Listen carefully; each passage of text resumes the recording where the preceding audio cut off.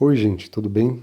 Bom, esse vídeo aqui é um daqueles excelentes para ser enviados para outros católicos que estão se questionando sobre algumas coisas, ou para ser enviado para algum amigo protestante que está questionando, está querendo saber mais sobre a doutrina católica, né? Então eu espero que eu tenha condensado aqui algumas informações relevantes para vocês. E eu vou falar muito aqui sobre o cerne que diferencia o catolicismo do protestantismo, né? Então acompanha comigo aqui que você vai gostar, viu? E também, né, um aviso para os protestantes, eu vou estar dando argumentos aqui que podem levar você a refletir, né, se você deve ser católico, né, ou não, né? Então eu espero que você goste do conteúdo. Se tiver alguma dúvida, pode colocar nos comentários aí que eu vou tentar responder da melhor forma possível, né? Então vamos lá, né? A primeira coisa, antes de eu começar a falar sobre o conteúdo, é saber que na internet existe muita mentira e difamação sobre a Igreja Católica. E isso acaba criando um falso personagem nas consciências dos protestantes, principalmente.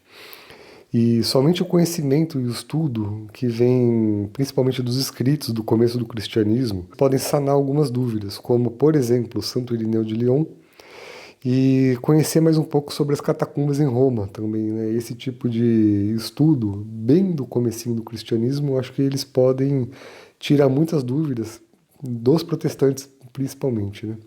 E eu acho que você vai ficar um pouco surpreso, né, conforme eu for falando, né? Bom, espero que você goste. Então vamos lá. Se no catolicismo a tradição apostólica é o que dá a chave de interpretação da Bíblia, e que foi essa mesma tradição que compôs a Bíblia como está hoje, o protestantismo também possui sua chave de interpretação própria para a compreensão bíblica. E essa não é a tradição apostólica. E aí a gente vai ver aqui um pouco o que é essa chave. E antes de continuar, eu gostaria de expor também algo simples, mas que pode explicar bem o que estou dizendo. A frase geleia de Damasco, ela pode ter possíveis interpretações. A primeira é a geleia da fruta Damasco.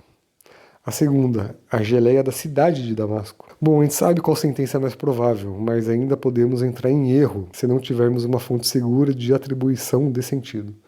E esse exemplo extremamente simples nos mostra que algo complexo como a Bíblia necessita de uma chave de leitura.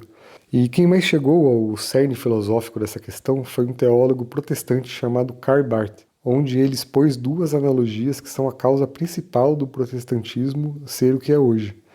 Né? E eu vou seguir um pouco a linha de raciocínio que foi desenvolvida pelo padre Paulo Ricardo, e é uma linha segura, né? E é uma linha que ela foi explicada por um padre que ele é muito proeminente aqui no Brasil, né? E basicamente o Karl Barth, ele traçou duas formas de nos aproximarmos de Deus. E uma delas seria a analogia fidei, que é a própria ação de Deus dentro do espírito do homem, e que ele dá graças e abre o seu entendimento para movimentar a fé e por aí vai, né? Então, assim, a analogia fidei, ela vem como uma ação direta de Deus dentro do espírito do homem, dentro do entendimento do homem, né? E a outra forma de analogia que ele propôs foi chamada analogia entes, que parte do homem reconhecer Deus no mundo físico e se voltar a ele através da vontade que foi movida racionalmente por esse mecanismo. O mundo físico aqui engloba tanto uma flor, uma criação, como uma catedral, uma vida santa, extraordinária de alguém, virtudes explicitadas em nós, ou então em relíquias dos santos. E essa analogia a entes é parte da tradição apostólica, que a tradição apostólica ela vai muito além disso, né? Tem que deixar claro aqui. Mas essa analogia ela é rejeitada pela chave de interpretação protestante, que considera que isso não passa de uma obra do anticristo, traduzido na Igreja Católica. Eles batem muito nessa tecla, né? E isso vem deles rejeitarem essa analogia. Só que a gente vai ver aqui como que, quando você começa a fazer simples perguntas, você dá um nó nesse tipo de raciocínio, né? E aqui, para enriquecer o texto, a gente vai analisar um trecho do Atos dos Apóstolos, capítulo 19, né, versículos 11 e 12. Então vamos lá. Deus fazia milagres extraordinários por intermédio de Paulo, de modo que lenços e outros panos que tinham tocado seu corpo eram levados aos enfermos. E afastavam-se deles as doenças e retiravam-se os espíritos malignos. E claramente aqui a gente vê um trecho em que um objeto material de alguém configurado a Cristo, que é o Paulo, né? Ele estava já em estado de santidade. ele foi usado milagrosamente, pois tais objetos são de fato uma extensão do poder de Cristo como se fossem dele mesmo. Pela analogia a entes, tal tecido milagroso de Paulo seria então algo provindo do maligno, né? Isso não seria possível através da analogia a entes. Então ele já começa a brigar com a Bíblia logo de cara, antes de eu me aprofundar nisso, né? Nem vou chegar a me aprofundar muito aqui, porque aí eu precisaria de muitas horas para isso. Mas eu vou deixar aqui bem pincelado algumas coisas que talvez você desperte para isso. E complementando, vemos que a igreja fundada pelo nosso Senhor Jesus Cristo existia plena, já em sua tradição apostólica, mesmo sem existência da Bíblia ainda. Se você for lá em Atos, capítulo 12, versículo 5, vai estar escrito lá: enquanto Pedro era mantido na prisão, a igreja rezava continuamente a Deus por ele.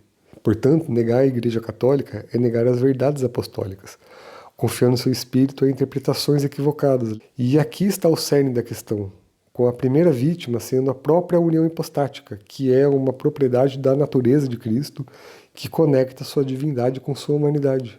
Pois apesar dele possuir duas naturezas distintas, elas estão unidas de forma inseparável. Pois é ele que é a escada que os anjos sobem e descem do céu e a terra, né? E tal negação do mundo físico como remetendo a Deus, incluindo as criaturas, leva o protestantismo a negar a Eucaristia também. E indo além, negam a humanidade de Cristo como divina, separando assim suas duas naturezas. Assim, se Cristo aparecesse a um católico e a um protestante, os dois iriam adorá-lo. Mas o católico, ele iria adorar tanto a sua natureza divina quanto a humana, enquanto que o protestante adoraria apenas a sua natureza divina, desprezando a humana. E um ponto a ser notado aqui é que, apesar de Cristo possuir duas naturezas distintas, elas são inseparáveis, pois onde houver uma parte de Cristo, lá estará ele completo. Não há como você ter somente Cristo em sua natureza humana ou somente Cristo em sua natureza divina. E se separássemos as naturezas de Cristo, concluiríamos que não há divindade na Eucaristia, que a Virgem Maria foi apenas uma mulher que gerou a humanidade de Cristo, e que não existe essa coisa da igreja ser o corpo de Cristo, que não há santidade nas criaturas, que não há comunhão dos santos e tudo mais relacionado às criaturas e ao material.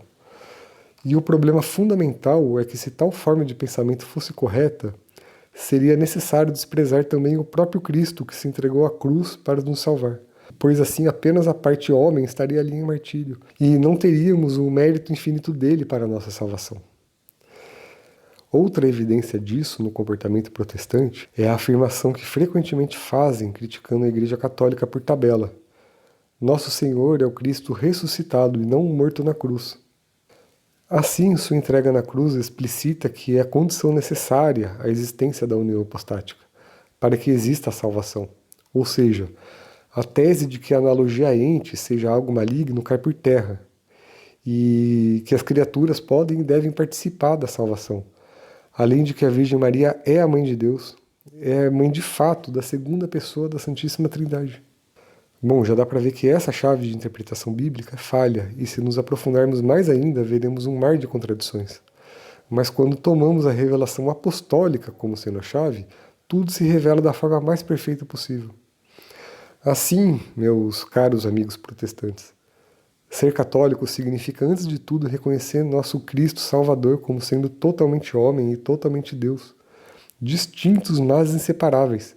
E isso muda tudo, absolutamente tudo. Por isso, meus amigos, convido-os a conhecer mais sobre a doutrina católica, que é a tradição apostólica, que ilumina o entendimento do Evangelho. E eu espero ter evidenciado algo aqui para vocês, né? Eu agradeço por ter visto esse vídeo até aqui. Se gostou, deixa um joinha aqui para mim. E muito obrigado, gente. Até a próxima, se Deus quiser. Tchau, tchau.